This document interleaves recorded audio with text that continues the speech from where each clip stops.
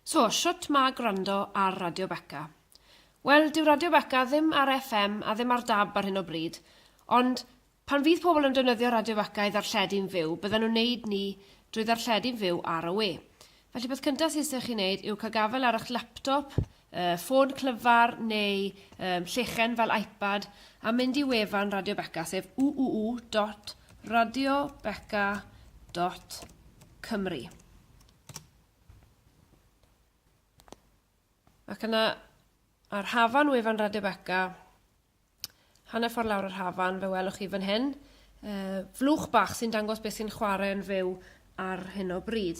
Nawr, does neb yn defnyddio Radio Beca i chwarae'n fyw ar hyn o bryd, ond beth sy'n dod lan fan hyn pan na fydd rhywun yn defnyddio Radio Beca yw ffrwd Cymru FM, sef y ffrwd mae Radio Beca yn ddefnyddio er mwyn darlledu'n fyw. Felly, er enghraifft, na i glicio nawr ar y symbol play fan hyn, ac fe welwch chi, neu fe glywch chi, beth sy'n mlaen ar Cymru FM ar hyn o bryd.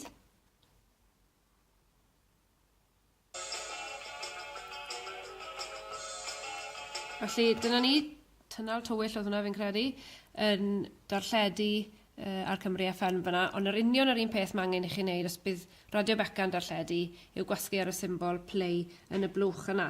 Felly, na gyd sydd angen i chi yw cysylltiad gyda'r we, laptop neu llechen neu ffôn sy'n gallu cysylltu gyda'r we, ac yna mae'r camel rhwydd mynd i wefan radiobeca.cymru a gwasgu ar y botwm play fyna.